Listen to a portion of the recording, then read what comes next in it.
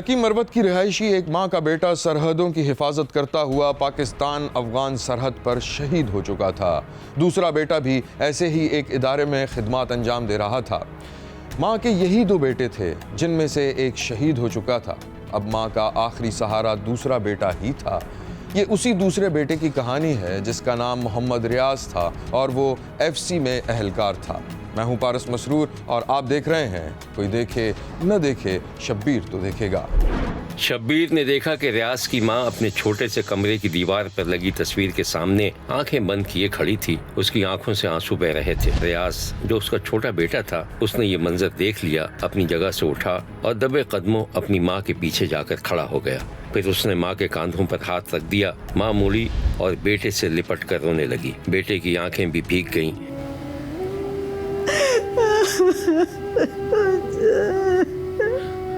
अम्मा, अम्मा ये क्या है? आप तो कहती थी शहीद हमेशा जिंदा होते हैं और भाई ने तो अपना वादा भी पूरा किया। अम्मा, शहीद होकर हमेशा हमारे बीच जिंदा है। शहीद की माएँ रोती नहीं। अम्मा, रोती नहीं है शहीद की माएँ।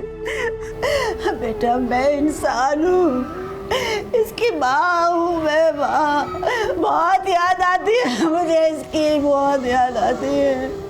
कितनी खुशी खुशी घर से निकला था दुआएं लेकर और कह रहा था कि माँ मैं 15 दिन बाद लौट आऊंगा।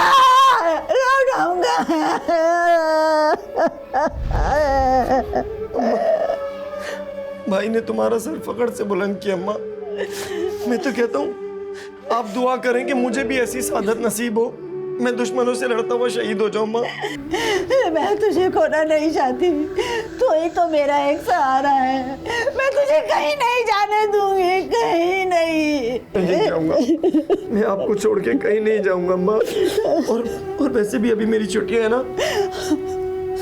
अम्मा, एक काम करते हैं, मैं आपको खाला के घर ले चलता हूँ, आपका दिल बहल जाएगा। अम्मा, मुझे किसी के घर नहीं जाना, मुझे किसी के घर नहीं जाना। मुझे अपने बेटे की खुशबू आती है इस घर में। मैं कहीं नहीं जाऊंगी, कहीं नहीं जाऊंगी इस घर से। मेरी सैलरी आ गई होगी, मैं बस दफ्तर से होकर आता हूँ, जब तक आप आराम कर लो। अच्छा, आप इधर अम्मा, इधर बैठो, आप इधर बैठो आराम से। बल्कि आप लेटो, मैं पंखा चलाता हूँ, आप आराम कर लो। लेट जाओ, लेट जाओ आराम से। तू तनख्वाह लेने नहीं जाएगा क्या? जी अम्मा, आप लेटे, मैं तनख्वाह लेकर आ रहा हूँ। बेटा जल्दी आना, तनख्वाह लेके सीधे घर आना, मैं तेरी राह तकती रहूंगी। जी अम्मा, आप लेटे, लेट जाए, मैं पंखा चला देता हूँ। लेटे आप। बेटा जल्दी आना। जी अम्मा। बेटे ने पंखा खोल दिया और उसकी माँ तकिए से सर टिका कर लेट गई। मोहम्मद रियाज को माँ की जज्बाती हालत देखकर अंदाजा हो गया था कि वो सरकारी नौकरी छोड़ दे और कोई दूसरा काम कर ले। बड़े बेटे की शहादत के गम में माँ झुकी जा रही थी और नहीं चाहती थी कि उसका दूसरा बेटा भी कहीं खो जाए। माँ बेटे के दरमियान एक अजीब सी नफ्सियाती कशमकश चल रही थी। माँ खुलकर कहना नहीं चाहती थी, लेकिन बेटे को पूरा अंदाजा था। एक तरफ माँ की ममता थी और दूसरी तरफ वतन पुकार रहा था। यूं भी कहा जा सकता है कि धरती का बेटा दो माओं के दरमियान कशमकश का शिकार था। एक दिन शब्बीर ने देखा कि रियाज ड्यूटी पर जाने के लिए अपने कपड़े इस्त्री कर रहा था कि माँ ने उसे देख लिया।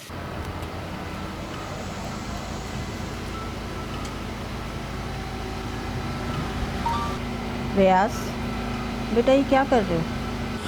अम्मा, यूनिफॉर्म इस्त्री कर रहा हूँ, कल से ड्यूटी पे जाना है ना।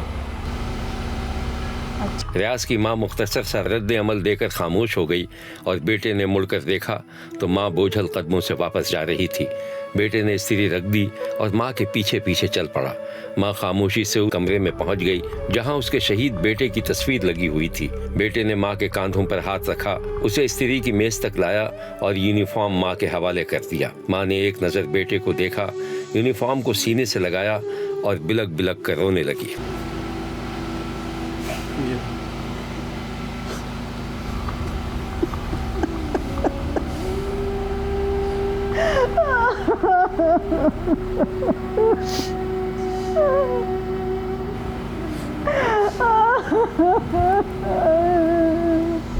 बेटे ने मां के कहने पर खामोशी से नौकरी छोड़ दी थी और एक रिक्शा खरीद कर चलाने लगा।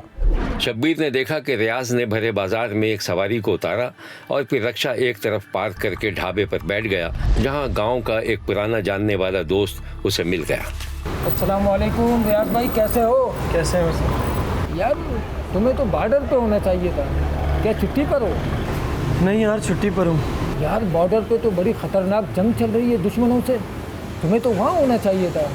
होना तो वहीं चाहिए था, जब कॉल आएगी तो चला जाऊँगा वहाँ पे भी। और सुनाओ, माँ कैसी है? माँ कैसी होगी यार, शहीद भाई की तस्वीर देख के रोती रहती है सारा दिन। हाँ यार, तुम्हारे भाई ने बड़ा खूबसूरत शहादत नसीब की, अल्लाह हम लोग को भी ऐसी शहादत नसीब करे। वैसे माँ तो माँ होती है यार। बस आप मेरे लिए दुआ करें, अल्लाह हमें सब्र दे और हमारे हक में बेहतर करें। ये रक्षा तुम्हारा है? हाँ मैंने लिया है, माँ को ये साबित करने के लिए कि मैं उनको छोड़ के नहीं जाऊँगा। उनको लगता है कि शायद उनका आखिरी सहारा मैं हूँ और छोड़ के ना चला जाऊँ उनको। तो क्या ड्यूटी पे नहीं जाओगे? ख़त्म कर दिया वहाँ से? कॉल आ गई तो उनके पैरों में गिर जाऊँगा और गिड़गिड़ा के उनको मना लूँगा कि मुझे जाने दें। चाय मंगवाऊँ आपके लिए? नहीं, चाय मैं मंगा लेता हूँ यार। रियाज ने मां के कहने पर उसकी दिलजुई के लिए दफ्तर जाना छोड़ दिया था और रिक्शा चलाकर गुजारा करने लगा। मां भी मुतमईन थी कि उसका बेटा उसकी नज़रों के सामने था। यहाँ लेते हैं एक छोटा सा ब्रेक, कहीं जाइएगा नहीं, हमारे साथ रहिएगा, क्योंकि कोई देखे न देखे शब्बीर तो देखेगा। सिपाही मादरे वतन के दिफा की जंग लड़ रहे थे और मुल्क में दहशतगर्दों की तरफ से वक्फे से धमाकों और खुदकश हमलों की खबरें आ रही थीं। रियाज, जो कि एक सच्चा और बहादुर सिपाही था, हर घड़ी बेचैनी से दिन गुजार रहा था कि कब उसकी कॉल आए और वो माँ को मनाकर महाज पर चला जाए। लेकिन रियाज के लिए कुदरत ने शायद कुछ और ही फैसला किया हुआ था। कुदरत ने शायद कुछ और ही फैसला कर रखा था। अजीम हस्बे मामूल रक्षा चला रहा था कि अचानक उसने एक धमाके की आवाज़ सुनी। अजीम ने भरे बाजार में रक्षा रोक दिया, जहां लोग जमा हो गए थे। चाचा, ये आवाज़ किस चीज़ की थी? अल्लाह खैर करे, धमाका हो गया, आप निकल जाएं जल्दी।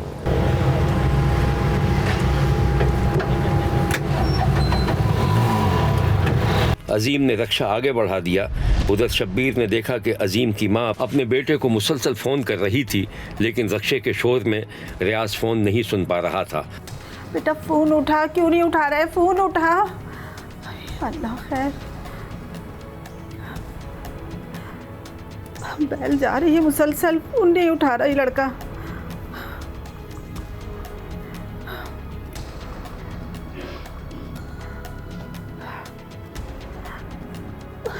माँ घर से बाहर निकली, जहां महल्ले के लोग जमा हो गए थे। भाई, वो मैं अभी टीवी में देख कर आ रही हूँ, बाजार में धमाका हुआ है। हाँ माँ, मैं भी मोबाइल पे यही देख रहा हूँ और बहुत नुकसान हो गया। खैर है, लेकिन आप क्यों परेशान हैं? रियाज सुबह से गया हुआ है रिक्शा लेकर, अभी तक घर नहीं आया है वो। आप टेंशन ना लें, अल्लाह खैर करेगा। आपका बेटा बिल्कुल ठीक होगा और खुदा तबाह बर्बाद करें धमाका करने वालों को। आप टेंशन ना लें अम्मा, आपका बेटा ठीक होगा। आप एक काम करें, मुसल्ला बिछाएं और अल्लाह से दुआ मांगें, और माँ की दुआ तो अर्श भी हिला देती है ना। आपका बेटा ठीक होगा, आप जाएं, अब दुआ मांगे अल्लाह से। आप टेंशन ना लें, आप टेंशन ना लें, आप मेरा जाएं। फोन भी नहीं उठा रहा है वो। नहीं, खैरियत हो गया, आप टेंशन ना लें। फोन उठा ले मेरे बच्चे, फोन उठा ले। क्या मसला है यार, पहले जा रही है ये लड़का। रहम करना बस, रहम करना। उधर शब्बीर ने देखा कि एक जगह जब रियाज का रक्षा चलते चलते रुक गया, उसी लम्हे माँ के फ़ोन की घंटी बजी। हेलो हेलो, अरे रियाज कहाँ है बेटा? तू फ़ोन क्यों नहीं उठा रहा है? कब से मिला रही हूँ मैं। अरे पता चला है कि बाजार में धमाका हुआ है। तू ठीक तो है ना? कहाँ है तू? अरे अम्मा, वो गैस सिलेंडर फटने की आवाज़ से मैं बिल्कुल खैरियत से हूँ, परेशान मत हो। अल्लाह तेरा शुक्र है। चल ठीक है बेटा, बस जल्दी से घर आ जा, तू आज की दिहाड़ी छोड़ दे। अम्मा धंधे का टाइम है, शाम तक आ जाऊंगा, तुम परेशान नहीं हो। ठीक है या अल्लाह। चलो ख्याल रखो अपना, अल्लाह हाफिज़। माँ अपने बेटे के लौटने का इंतजार कर रही थी और बेटा एक सवारी लेकर सराय नौरंग बाजार पहुंचा हुआ था। शब्बीर ने देखा कि बाजार की मसरूफ तरीन जगह फाटक चौक पर लोग हस्ब मामूल खरीदारी में मसरूफ थे। जूस और शरबत के ठेले लगे हुए थे, रक्शे सवारियां भर रहे थे। अजीब ने भी रक्षा एक तरफ खड़ा कर दिया और सवारी का इंतजार करने लगा। इसी दौरान अचानक एक जोरदार धमाके की आवाज़ आई और चारों तरफ धुआं फैल गया। चारों तरफ से एम्बुलेंस के सायरन बजने की आवाज़ें आने लगी। एक दौड़ भाग लगी हुई थी। जख्मियों को अस्पताल ले जाया जा रहा था। रियाज की माँ टीवी पर ये सारे मनाजिर देख रही थी। खबर आपको नहीं लगी, मरवत के सराय नौरंग बाजार फाटक के करीब लोडर रिक्शे में बारूदी अल्लाह खैर। मवाद का धमाका हुआ है। या अल्लाह, ये क्या हो गया? रियाज, मेरा बच्चा। फिर माँ ने बेटे को फ़ोन मिलाना शुरू कर दिया और जब बेटे ने फ़ोन नहीं उठाया तो वो चादर लेकर नंगे पांव घर से बाहर निकल पड़ी। मेरा बच्चा। उस खुदकश धमाके में कई लोग जख्मी और शहीद हो गए थे। खुदकश धमाके में जान बहक होने वालों में माँ के दिल का टुकड़ा रियाज भी शामिल था। लेकिन माँ बेटे की मौत से बेखबर अस्पताल में अपने बेटे को तलाश कर रही थी। ने जब उसका ये दूसरा भांजा मेरा मुस्तफ़ा को दफनाया तो उसको ये मशवरे दे दिया कि आप नौकरी छोड़ दे। आपका माँ जो है वो बहुत दुखी हुई हैं। अगर उसको ये इस तरह अकेला पड़ा हुआ होगा तो मज़ा नहीं करेगा। तो नौकरी इसी वजह से इस पर छोड़ दी कि ये ऐसा ना हो कि ये उधर किसी के गोलियों का निशाना बने। तो अल्लाह ताला को ये मंजूर था कि ये 5-6 महीनों के बाद जो सराय नौरंग में धमाका हो गया, सबसे पहले जो है ना ये मर गया और बहुत माँ को क्या मालूम था कि उसकी किस्मत में बेटे की जुदाई लिखी थी। महाज़ जंग न सही, भरे बाजार में मौत के फरिश्ते ने उसकी रूह कब्ज़ कर ली थी। रियाज और मुस्तफ़ा अपनी माँ के 2 ही बेटे थे। वालिद का इंतकाल हो चुका था, बड़ा बेटा महाज़ जंग पर शहीद हो चुका था और अब माँ का आखिरी सहारा दूसरा बेटा भी दहशतगर्दी का शिकार होकर माँ को बेसहारा छोड़ गया था। देखते रहिए, क्योंकि कोई देखे न देखे, शब्बीर तो देखेगा। अरे कोई है यहाँ पे? 12 मरले की हवेली भी ओने पोने बेच दी। पैसों की जरूरत थी इसलिए भेज दी ना। हवेली वापस लेनी है। अगर मामूली झगड़ा किया ना तो तुम दोनों आ जाओ। अब्बा को बेवकूफ़ बनाकर पूरी हवेली हथिया कर बैठे। मुकदमा करो। मुँह ज़बानी सौदा हुआ था। हवेली तो वापस करनी पड़ेगी। कहते हैं कि दोस्त वही होता है जो मुश्किल वक्त में काम आए, उसे किसी भी वक्त मदद के लिए पुकारा जा सके और अपना दुख दर्द बताया जा सके। फरीद भी नौमान के ऐसे ही दोस्तों में से था, लेकिन नौमान ने फरीद को कभी मुश्किल में नहीं डाला था। एक बार उसे फरीद की शदीद ज़रूरत महसूस हुई, तब भी नौमान ने अपने दोस्त को अपनी परेशानी के बारे में कुछ भी नहीं बताया। उसके बावजूद फरीद अपने दोस्त नौमान के इस तरह काम आया कि हर आंख नम हो गई। मैं हूं पारस मसरूर और आप देख रहे हैं कोई देखे न देखे, शब्बीर तो देखेगा। शब्बीर ने देखा कि नौमान अपने बाप के साथ मवेशी मंडी में मौजूद था। कुर्बानी के जानवरों की खरीदो फरोख्त जारी थी। दोनों बाप बेटे तख्त पर बैठे हुए थे। अब्बा मंडी बहुत सुस्त जा रही है यार, क्या करें? अगर सस्ते में माल बेच देंगे तो काफ़ी नुकसान हो जाएगा। अल्लाह बहुत बड़ा है बेटा, हमारे जो नसीब में होगा वो हमें मिलेगा, तू फिक्र मत कर। कैसी बातें कर रहे हो अब्बा? आपने मामू को 12 मरले की हवेली भी ओने पोने बेच दी थी। तो क्या करता, पैसों की जरूरत थी इसलिए भेज दी ना। कोई लिखत पढ़त भी नहीं की थी। बेटा एतमाद का सौदा था, एतमाद का। अस्सलाम वालेकुम। वालेकुम सलाम। भाई साहब कैसे आप? अल्लाह का रब जी भाई। वो जो ब्लैक वाला जानवर है जी। वो आपका है? जी जी हमारा है। क्या मांग रहे हैं इसका? नौमान कैसे बताओ? बाबूजी आप डाई में ले जाओ। चलो चक्कर लगा कर आता हूँ। अरे अरे बात तो सुनो भाईजान, बात तो सुनो। आपने देख लिया ना, 2.5 मन से ज़्यादा गोश्त निकलेगा, 2.5 मन से ज़्यादा। भाई 2.5 मन गोश्त है, उसके अंदर 2.5 मन। आप ऐसा करो 2 लाख रुपए दे दो। अरे अब्बा 2 लाख तो उस पर खर्च आ चुका है। बेटा मैंने अब जबान दे दी, आप बिस्मिल्लाह करो, रस्सी पकड़ो। चलो मुबारक हो सर। मुबारक हो। अच्छा आप चलो, मैं आ रहा हूँ। आप चलो, आप देखो। गाहक गाय लेकर चला गया, लेकिन नौमान मुतमईन नहीं था। अच्छा अब्बा ये बताओ, आपने मामू से कितने में सौदा किया था हवेली का? वो सब पुरानी बातें बेटा, वो हवेली अब तेरे मामू की है। अरे अब्बा ऐसे कैसे होगा? मैं तो कहता हूँ कुछ ले दे के मामू से हवेली वापस ले लो। वैसे कितने लिए थे मामू से? 15 लाख रुपए लिए थे, वो भी थोड़े थोड़े करके दिए थे उसने। अब्बा हवेली वापस लेनी है, पूरे 2 करोड़ मालियत हो चुकी है उसकी। यार मेरे सर में दर्द मत कर, जो जानवर लाया ना उसे बेचने की कोशिश कर। अरे ये कहाँ गया? अरे फरीद तू इधर, मैं पूरी मंडी तुझे ढूंढ कर आ गया हूँ। अरे यार शुक्र है तू आ गया, वैसे ही बोर हो रहा था मैं। वो दोनों कहाँ हैं? वो दोनों उधर ढाबे पे बैठे हैं। चल आ जा। अच्छा अब्बा मैं आ रहा हूँ, वो दोस्त ढाबे पे बैठे हैं। हाँ जाओ। चल यार चल। मंडी तो बहुत सुस्त है। हाँ यार लग रहा है इस बार पूरे पैसे भी नहीं मिलेंगे। हमारे अब्बा का कारोबार ऐसे ही है। वैसे यार एक बात बता, बहुत परेशान हूँ। बोल। यार हमारे एक मामू हैं, अब्बा को बेवकूफ़ बनाकर पूरी हवेली हथिया कर बैठे हैं। वो कैसे? यार हमारे अब्बा ने बगैर किसी लिखत पढ़ के उनको बेच दी थी, वो भी बहुत कम पैसों में। तो यार अब वापस लेनी है किसी तरीके से। मैंने मामू को बोला भी था जितने पैसे लिए हैं उससे डबल ले लो, लेकिन मामू ने साफ इनकार कर दिया। अब क्या किया जाए? मुकदमा करो। अरे यार कोर्ट कचहरी के चक्कर में कौन पड़ेगा? अगर मामू ने हवेली वापस नहीं की ना तो मैं कुछ भी कर जाऊंगा।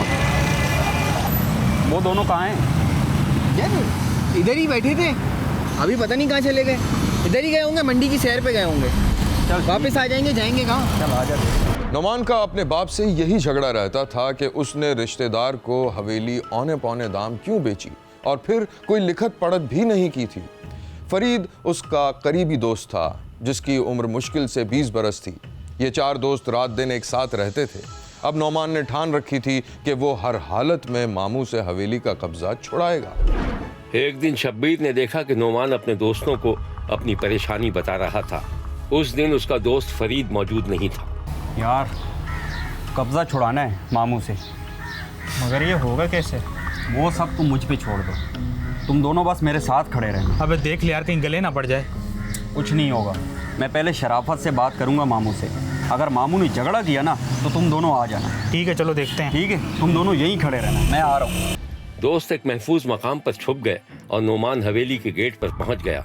गेट खुला हुआ था, नोमान अंदर दाखिल हो गया। इतनी बड़ी हवेली पे कब्जा करके बैठा हुआ है। अरे कोई है यहाँ पे?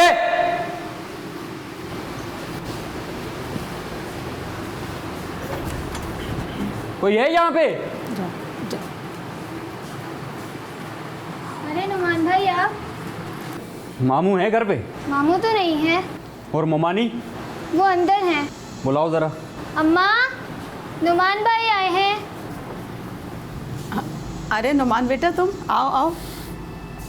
सलाम मोमानी, मामू कहाँ हैं? वालेकुम अस्सलाम। तुम्हारे मामू कहीं काम से गए हुए हैं, कैसे आना हुआ? खाना वाना खाया? खाना खा कर आया हूँ मैं। और मामू आए ना तो उनसे कह देना कि हवेली के कागजात की ज़रूरत पड़ गई है। जहाँ तक मेरा ख्याल है कागजात पक्के तो नहीं थे, और तुम्हारे अब्बा से मुँह ज़बानी सौदा हुआ था। लेकिन अम्मा ने मुझे बताया था कि अब्बा ने कुछ कर्ज लिया था मामू से, वापस नहीं कर सके तो मामू ने पूरी हवेली पे कब्जा कर लिया। इसके बारे में तो मुझे कुछ नहीं मालूम, तुम्हारे मामू आए तो खुद ही पूछ लेना। देखो ना ममानी, आखिर हवेली है तो हमारी ही ना।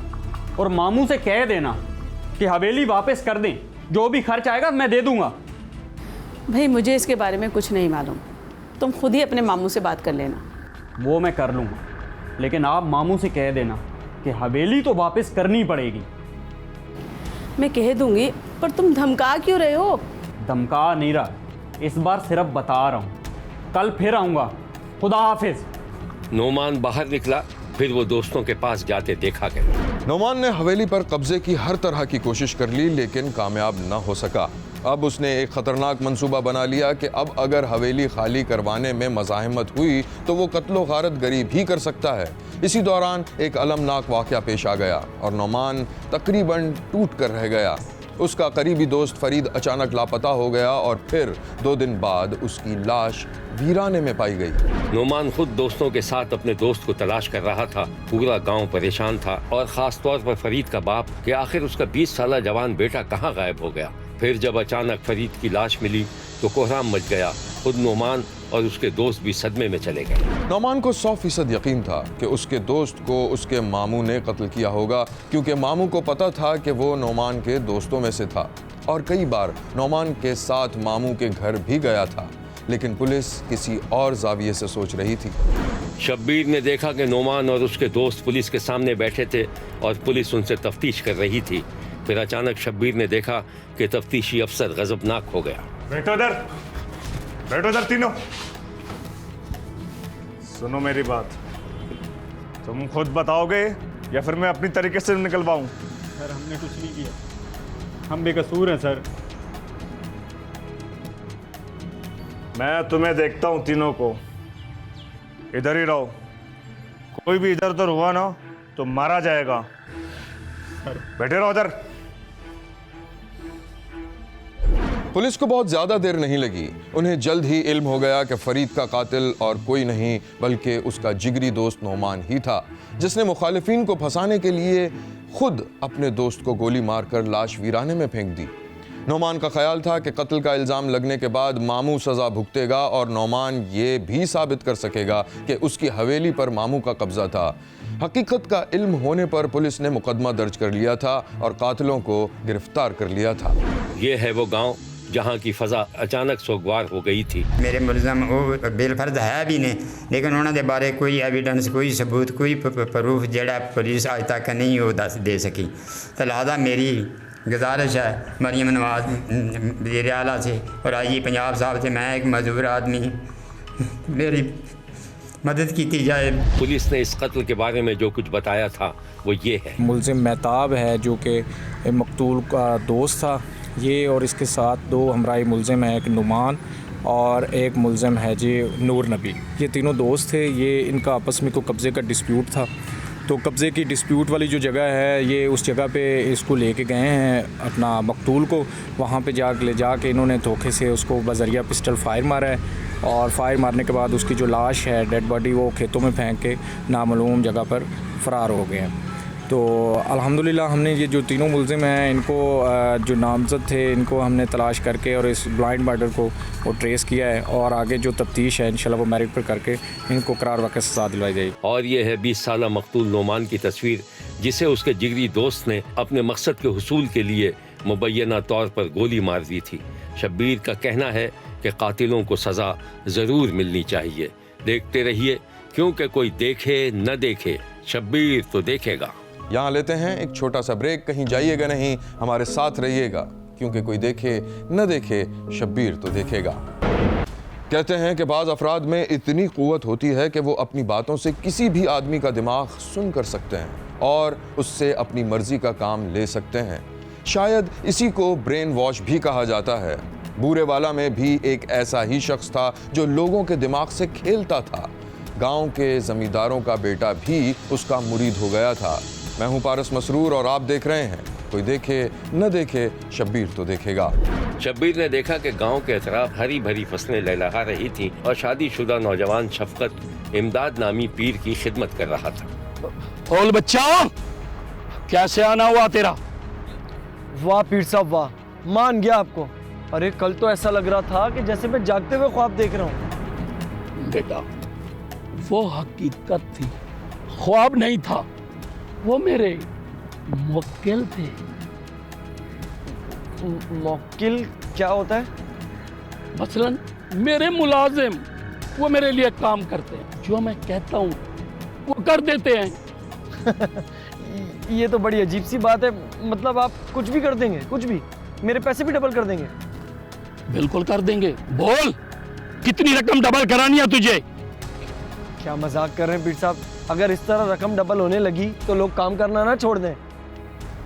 मत कर यकीन, शाम को मेरे आस्थाने पर आ जाना और वहां मैं तुझे सारा तमाशा दिखा दूंगा। ठीक है, शाम को मैं 10,000 लाऊंगा, मुझे 20,000 करके दिखाना डबल। अच्छा ठीक है, मैं चलता हूं, मेरे मोकलों का वक्त हो गया है। मैं छोड़ दूं आपको? ना, मैं खुद चला जाऊंगा। पीर, जिसका नाम इमदाद था, अपने बेटे के साथ चला गया और शफकत रात की मंसूबा बंदी करने लगा। फिर वो घर गया तो उसका माँ से सामना हो गया। कौन आया था? अम्मा, पीर साहब आए थे। बहुत पहुंचे हुए पीर साहब हैं। मेरी उनसे सलाम दुआ इसलिए आ गए थे और उनके पास ना जिन्नात भी हैं। अरे चल यहाँ से पागल। अम्मा ऐसा तो मत बोलो, मेरी बहुत अच्छी सलाम दुआ उनसे। अच्छा मुझे ना कुछ पैसे चाहिए अम्मा। क्यों भाई, ये अचानक तुम्हें पैसों की ज़रूरत क्यों पड़ गई? अरे अम्मा सब बता दूंगा, मुझे ना वजीफ़ा करवाना है, उन्होंने काली बकरी का बोला मुझे लेना है। अम्मी पैसे दे दे मुझे बस। चल ठीक है, मैं तुझे पैसे दे देती हूँ, मगर खुदा के लिए इनके चक्करों में मत पड़ तू। अच्छा ना मेरी प्यारी अम्मा, नहीं पढ़ूंगा, मुझे पैसे तो दो।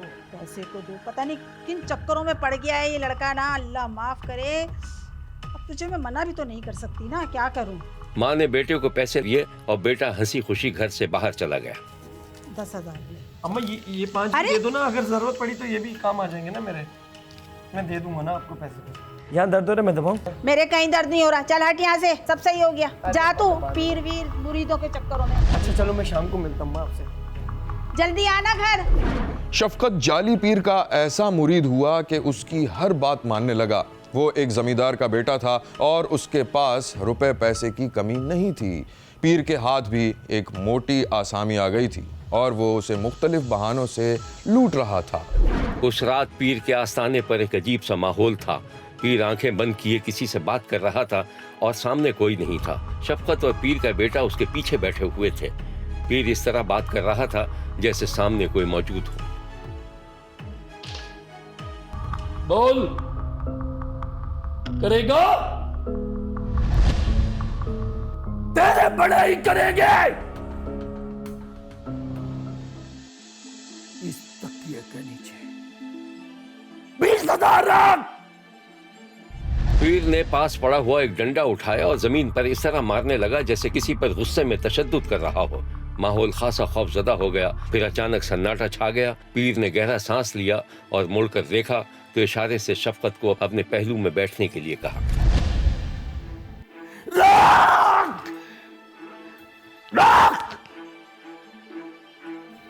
रख दिए। चल ठीक है, जा, जब जरूरत पड़ेगी तुझे बुला लूंगा। जा, मैं कह रहा हूं जा, वरना मैं तुझे अभी जला दूंगा। जा, इधर आ। जी पीर साहब। कितने पैसे दिए थे तुमने? 10,000। 10,000।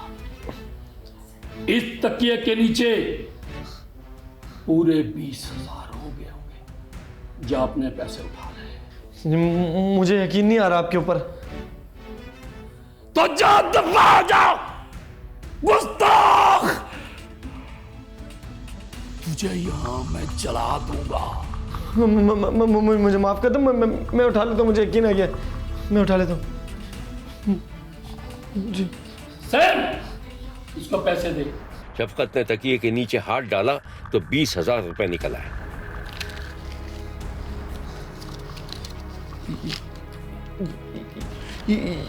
ये तो 20,000 हो गए। चल इन 20,000 को ले जा और चला जा। और हाँ, तूने किसी को बताया तो मेरे मुवक्किल तेरी जितनी भी पूंजी है ना साफ कर देंगे। मैं कल आऊंगा और भी ज्यादा पैसे लेकर आऊंगा, फिर आप उसको भी डबल कर देना। नहीं, आइंदा यहां नहीं आना, क्योंकि इस काम पर बहुत ज्यादा खर्चा है। क्योंकि मेरे मुवक्किल काला बकरा खाते हैं। एक काम करें, आप ये सारे रख लें, मैं और पैसे ले आऊंगा कल, सारे ले आऊंगा पैसे, काला बकरा आ जाएगा उसमें। ये पैसे आप रख लें। अच्छा, तू जिद करता है तो मैं ये पैसे रख लेता हूं, क्योंकि किसी का दिल तोड़ना भी एक कत्ल के बराबर है। मैं तेरा दिल नहीं तोड़ता। दे इस बच्चे को पैसे और उस तकिए के नीचे रख दो। मैं किसी को नहीं बताऊंगा, मैं कल आऊंगा। जाओ, ज्यादा पैसे लेके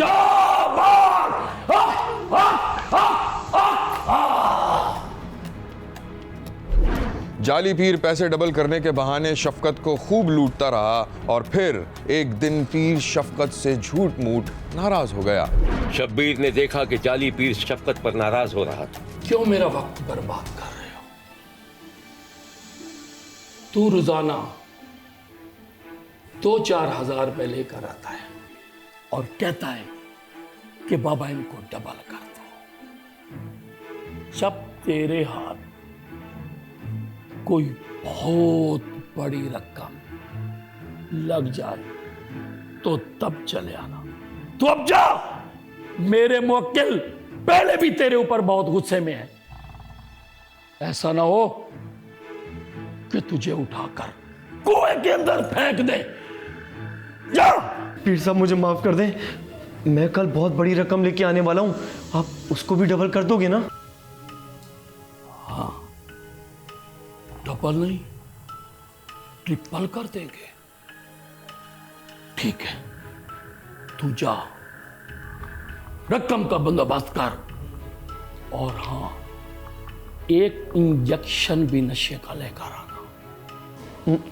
नशे का इंजेक्शन क्यों? वो इसलिए कि जो मेरे मुवक्किल हैं वो तेरे ऊपर बहुत नाराज हैं, सख्त गुस्सा करते हैं। वो इंजेक्शन मैं उनको लगाऊंगा और वो सो जाएंगे और तेरा काम मैं कर दूंगा। ठीक है, जाओ। मैं जा रहा हूं, मुझे इजाजत है? इजाजत। इस वाक़े के बाद अचानक शफकत के लापता होने की खबर आ गई। पुलिस में पर्चा दर्ज करा दिया गया, लेकिन शफकत का 3 रोज तक कुछ पता नहीं चला। फिर किसी ने इत्ला दी कि एक नहर के किनारे खून आलूद जूता मिला है, जिस पर पुलिस तहकीकात के लिए पहुंच गई। शब्बीर ने देखा कि पुलिस की टीम नहर किनारे शवाहिद जमा कर रही थी। पुलिस को शुबा था कि किसी ने शफकत को कत्ल करके लाश नहर में बहा दी थी। एक काम करो, नहर का जो दूसरा रुख है ना, उसका पानी बंद कर दो। जब पानी कम हो जाएगा तो हमें खुद लाश नजर आ जाएगी। यस, चलो। और फिर शफकत की लाश मिल गई। पुलिस ने तहकीकात की और असल मामले तक पहुंच गई। तेज धार आले के साथ बाप बेटा उसको कत्ल करते हैं। कपड़े, अंगूठी, जितनी चीज़ें थी वो सारी ले लेते हैं, फिर उसकी लाश को फेंक देते हैं नहर में। मैं समझता हूँ इंशाअल्लाह ताला इसको हम ज़ाब्ता की कार्रवाई के बाद कैफरे किरदार को पहुँचाएंगे, इनको सजा दिलवाएंगे। यह है उस जाली पीर की तस्वीर जिसने शफकत की नज़रबंदी करके उससे खतीर रकम हत्या ली थी और मुबैना तौर पर अपने बेटे की मदद से उसे कत्ल करके लाश नहर में फेंक दी थी। मकतूल शादीशुदा था और जाली पीर ने झांसा देकर न सिर्फ उसे लूट लिया था बल्कि उसकी खतीर रकम भी हड़प कर ली थी। देखते रहिए, क्योंकि कोई देखे न देखे, शब्बीर तो देखेगा। शब्बीर की टीम अवामुन्नास को कराची में सरगर्म जराइम पेशा अनासिर से खबरदार करना चाहती है। आइए आपको लिए चलते हैं थाना कोरंगी इंडस्ट्रियल एरिया कराची, जहां पुलिस ने 2 मुख्तलिफ कार्रवाइयों में 4 ऐसे अफराद को गिरफ्तार किया है जो पुलिस को मुख्तलिफ जराइम में मतलूब थे। इनमें से 2 अफराद चोरी, डकैती, स्ट्रीट क्राइम, घरों में नकबजनी और कत्ल व गारत जैसी संगीन वारदातों में मुलव्विस हैं, जबकि दूसरे 2 अफराद मोटरसाइकिल चोरी और छीनने जैसे जराइम में मुलव्विस हैं। पुलिस ने इनके कब्जे से 3 अदद मोटरसाइकिलें भी बरामद की हैं। ये खतरनाक मुजरिमान जुर्म के दौरान मज़ाहमत करने पर शहरियों पर गोलियां बरसाने में जरा भी गुरेज नहीं करते, जिन्हें पुलिस ने अपने महदूद वसाइल के साथ बड़ी बहादुरी के साथ गिरफ्तार किया है। अब ये बताओ, कब से ये वारदातें कर रहे हो? सर काफ़ी टाइम से कर रहे हैं, मुख्तलिफ मकामात पे। ज़्यादातर किस तरह की हैं? स्ट्रीट क्राइम्स हैं या मोटरसाइकिल छीनना या डकैती की वारदातें? डकैती भी है, स्ट्रीट क्राइम भी है। कितनी वारदातें अंदाजन कर चुके हो? सर डेली 2-4 वारदातें करते हैं। कभी कोई बंदा मारा है, कोई ऐसा कोई कि इनका हुआ वो कोई मसला, इसको गोली वोली चलानी पड़ी हो? तो चलाई। अभी कैसे पकड़े गए? पुलिस वाले गश्त पर थे तो उन्होंने हमें देखा, हमें रोका और हमें यार चेकिंग की हमारी और हमें अपने कस्टडी में किया, हमारी तलाशी वगैरह ली और हमें थाने ले आए। शब्बीर की टीम पुलिस एहलकारों को खिराजे तहसीन पेश करती है और अवामुन्नास को खबरदार करती है कि होशियार रहें, अपने इर्द गिर्द होने वाली गैर मामूली सरगर्मियों पर नजर रखें और पुलिस को मुतला करें ताकि बरवक्त कार्रवाई करके किसी बड़े नुकसान से बचा जा सके। और ऐसे जराइम पेशा अनासिर को कैफरे किरदार तक पहुँचाया जा सके। अगर आप भी अपने इर्द गिर्द होने वाले किसी भी गैर मामूली वाक़े से शब्बीर को आगाह करना चाहते हैं तो हमें व्हाट्सएप करें या अपनी वीडियो शेयर करें। शब्बीर 0324 742224 या हमें खत लिखें। शब्बीर तो देखेगा। Express news 5 expressway of Korangi road, Karachi. आपकी इत्तला एक अहम कहानी बन सकती है।